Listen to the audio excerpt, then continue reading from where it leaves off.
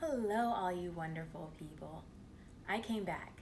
I just want to say thank you to everyone who gave really nice and encouraging comments on my first video. It's really sweet. Made me want to come back.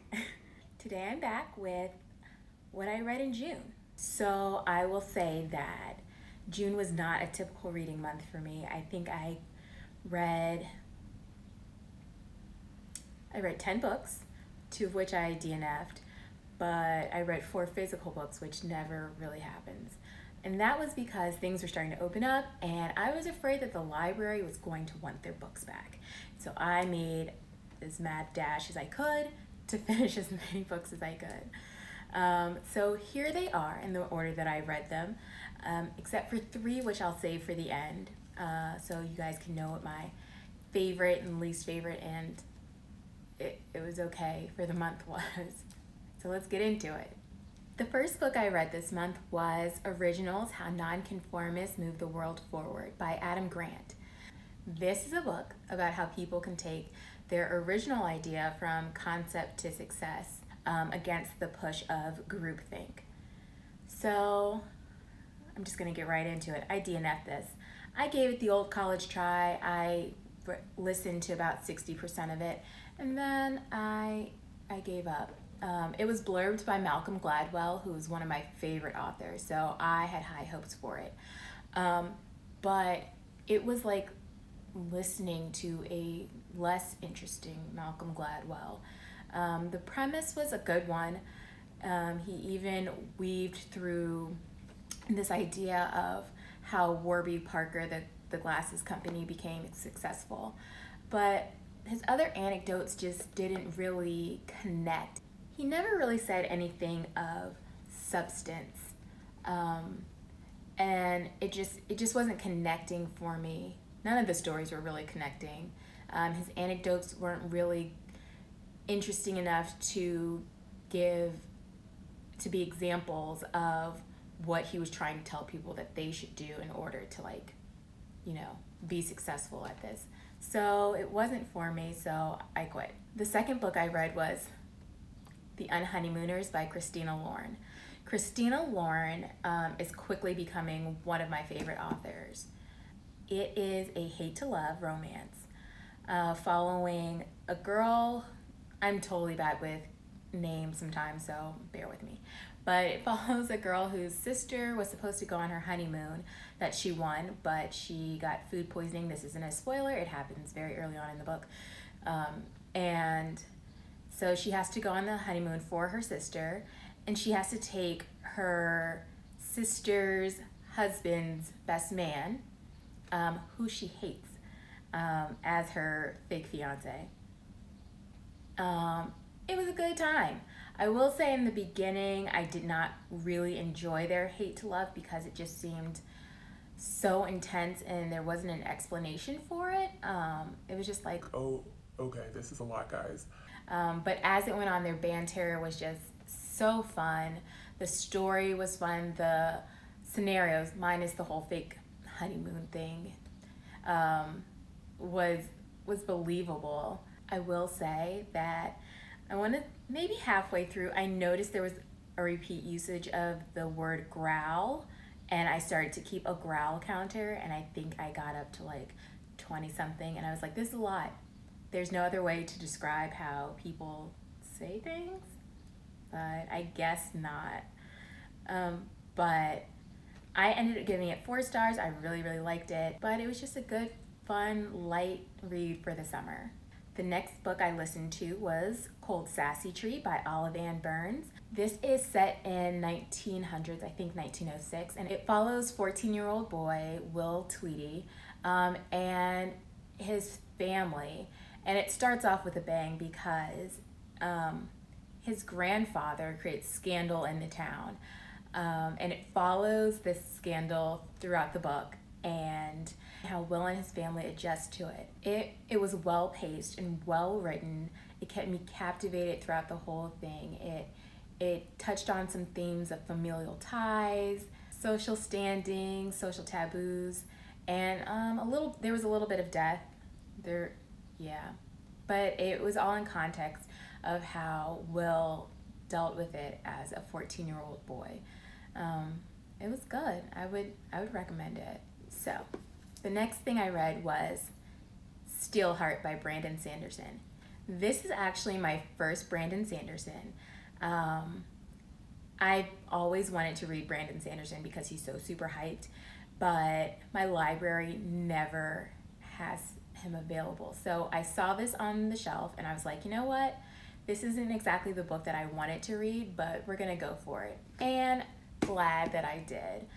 So I gave it 4 stars overall. So this is a YA science fiction superhero supervillain story that follows David, who's trying to get revenge on this epic called Steelheart. So he joins with a band of other rebels, and let me tell you, it was a good ride. It was action-packed from the beginning, and it was so good that like I read it super fast. Not that it was a hard read, but I read it super fast and I was just like, what happens next? There were some things that I was just like, oh yeah, I saw that coming. Two problems. One, David was a little insufferable. He was a know-it-all twit and I was just like, you're kind of annoying. And 2, there was some insta-love. And I was just like, this wasn't necessary. We didn't need this.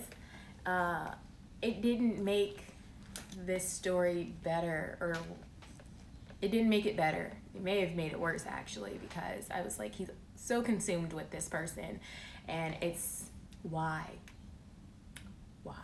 I definitely want to get to the next one, which is Firefight, and I hopefully can get to it soon. So we will see how this story progresses, if I will still hate David as a character. Hopefully he grows into a less annoying person. Let me know if you think he was annoying, or maybe you don't. I'd love to know. Tell me. Then I listened to Crossed by Ali Kandi. I gave this nothing because I DNF'd it. So this is the second book in a trilogy. So I won't tell you about the second book because spoilers. But the premise of the first book is that this is a YA dystopian, and it follows this new society where the society has come up with some kind of perfect algorithm that finds your perfect love match. It decides your perfect job, and it even decides like when you're supposed to die. So super interesting. So the character Kasha, she is matched. She's told who her love match is, but then she starts to think like, do I love this person? Is there someone else that I could love? And it follows that story. So the second book is a continuation of things that happened in the first book. And very early on, I was like, I actually don't care. I don't care about any of these people. I didn't care about the people who thought they loved each other. I didn't care about the society. I don't even want to know how it ends. So I quit. And then I read The 4 Agreements by Don Miguel Ruiz. This is a self-help book that guides you through the principles of how to just kind of live your best life without putting limitations on yourself and quelling like the negative self-talk that we give ourselves a lot. I enjoyed it. It was a fast read. It's really, really short. I think it's maybe like 150 pages, if that. So it was quick to read. I liked the 4 principles. There was parts that I definitely take with me and to continue, and some parts I just didn't agree with, but that's okay. You can take what you need and leave what you don't. The ending I felt was a little redundant to some of what was already said in the book, but I figured they were trying to make it all into a nice, neat little package. But yeah, I would recommend this as well. Another 4-star. This month was littered with just 4 stars, except for one that was 5 stars. And I was excited about that. We'll talk about that later.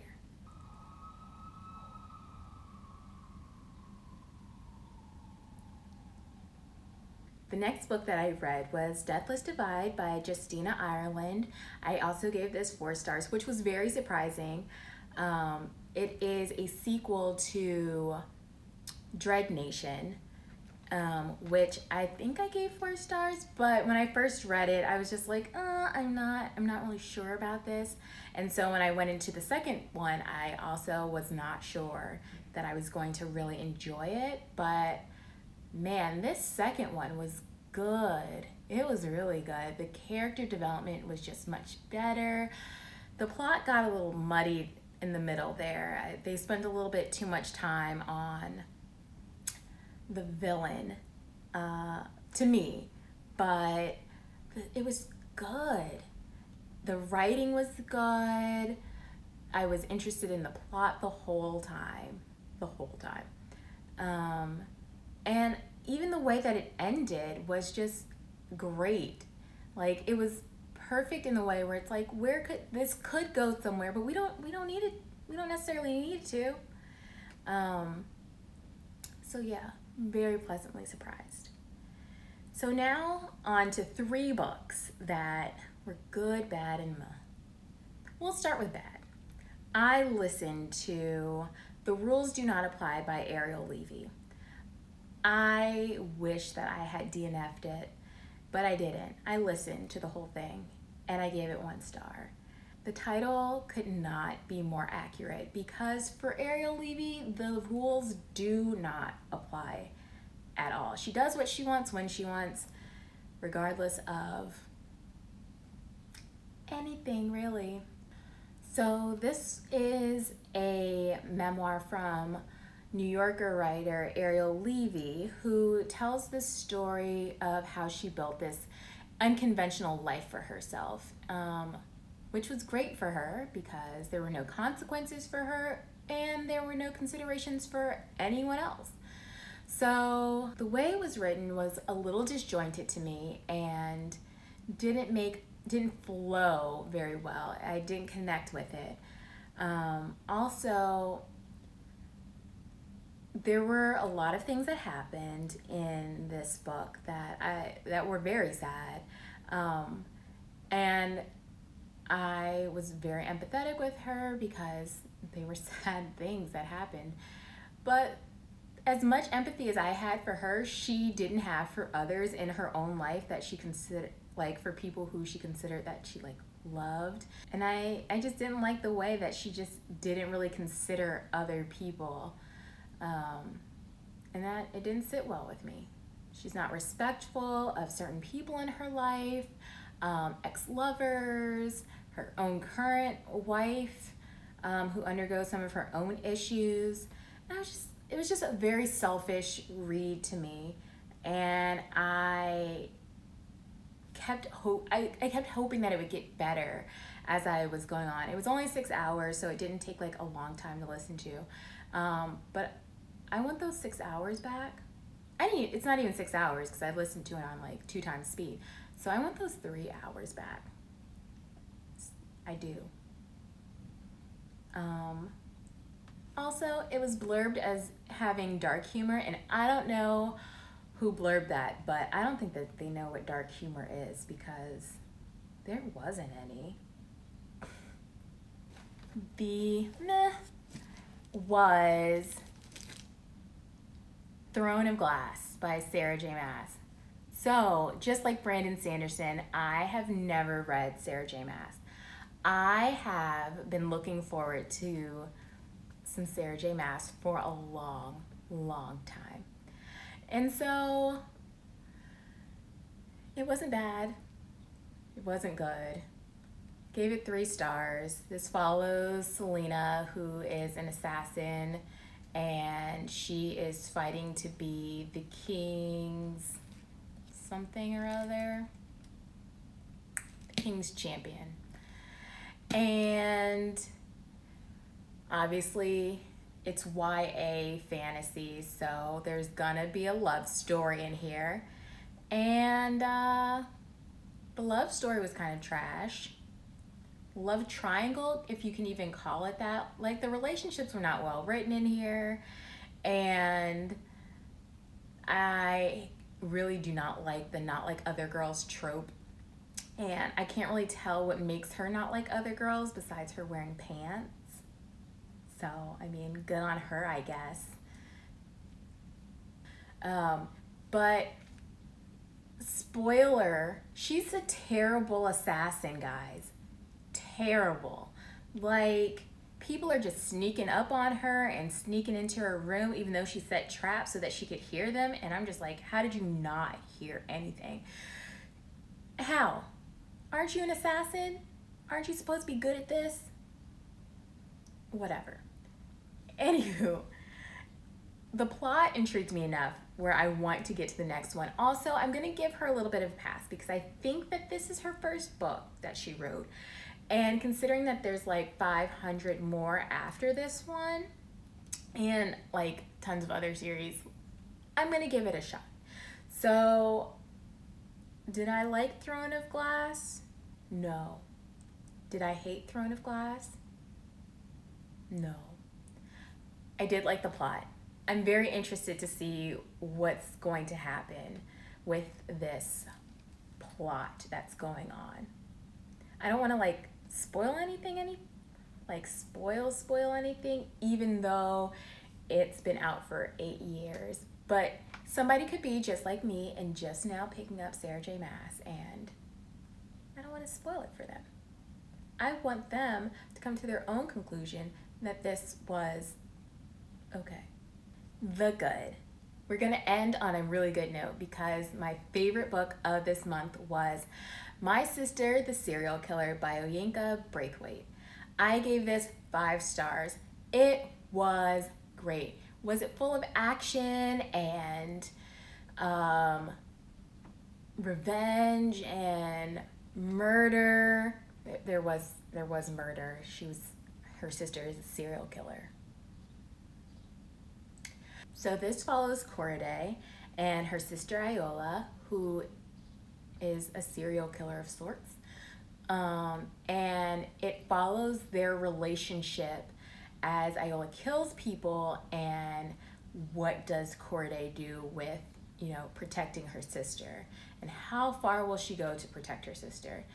And I just thought it was so great exploring their relationship and the tensions between the two. It was good family study of sorts. I really, really enjoyed it. I would probably reread it, not anytime soon because I literally just read it. But I could definitely see this being something I would reread again. Kept me captivated. I loved the writing, and I would definitely check out more from this author. So, with that being said, that was my June wrap up. And if you guys have read anything that I've read and you want to talk about it, leave a comment down below. Or if you want to argue with me about something, let's not argue. Let's just have, a respectful conversation about differences. We can do that too. And if you want to tell me what you think I should read based on what I read and what I liked or what I didn't like, let me know that too. So until next time, bye.